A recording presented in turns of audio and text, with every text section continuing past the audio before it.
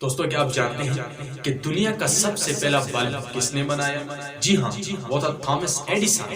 تو آئیے جانتے ہیں دنیا کے بڑے سائنٹسٹ تھامس ایڈیسن کی زندگی کی دلچسپ داستان۔ ایڈیسن ایک ایسا بچہ تھا جس کو کلاس میں کوئی چیز بھی سمجھ نہیں آتی اور کلاس میں بار بار اس کے پوچھنے کی وجہ سے ساتھ والے بچے بھی بہت زیادہ پریشان تھے اور اساتذہ بھی اس کے بار بار سوالات پوچھنے کی وجہ سے بہت زیادہ تنگ تھے۔ لیکن ایڈیسن کو کوئی چیز سمجھ نہیں آتی۔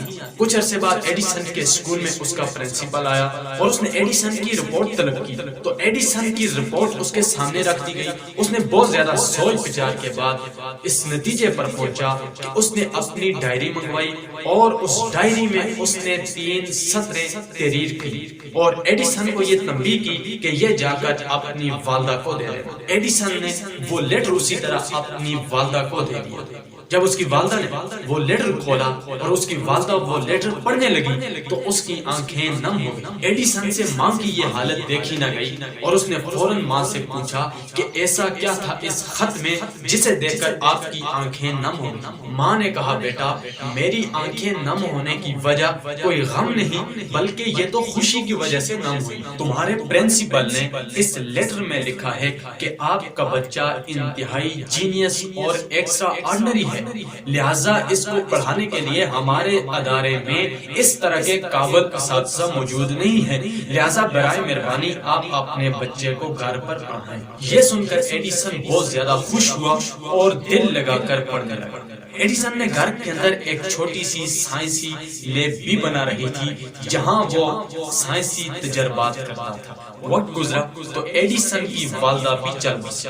اپنی والدہ کو کھونا ایڈیسن کے لیے ایک بڑا صدمہ تھا، لیکن اس کے باوجود بھی ایڈیسن محنت کرتا گیا۔ ایڈیسن ایک الیکٹرانک بلب بنانا چاہتا تھا جو آج تک اس سے پہلے کسی نے نہیں بنایا تھا اور زمانے کو بلب جیسی ٹیکنالوجیز دینے والا ہی یہ پہلا شخص ایڈیسن ہی تھا۔ مسلسل ناکامیوں کے بعد ایڈیسن جب بھی حوصلہ ہارنے لگتا تو اس کا خیال فوراً اس خط کے اوپر جاتا جس کے اوپر لکھا تھا کہ آپ کا بچہ انتہائی جینیس ہے۔ آخر ہزارہا بار ناکامیوں کے بعد ایڈیسن کو وہ ملا جس کا اسے صدیوں سے انتظار تھا۔ ایڈیسن نے وہ کر دکھایا جس کا اسے بچپن سے انتظار تھا۔ ایڈیسن نے الیکٹرانک بلب ایجاد کر لیا اور وہ اپنا ٹاسک پورا کرنے میں پوری طرح کامیاب ہو گیا جس کی اس ایجاد پر اسے پوری دنیا میں سراہا گیا۔ ایک دن اچانک وہ اپنی والدہ مرحومہ کے کمرے میں کچھ پرانا سامان دیکھ رہا تھا کہ اس کی نظر اچانک ایک خط کے اوپر پڑی۔ جی ہاں دوستو، یہ وہی خط تھا جو اس کی زندگی بدل چکا تھا اور اس خط میں ایسا کچھ نہ تھا جو اس کی والدہ نے اسے پڑھ کر سنایا تھا، بلکہ حقیقت اس کے برعکس تھی۔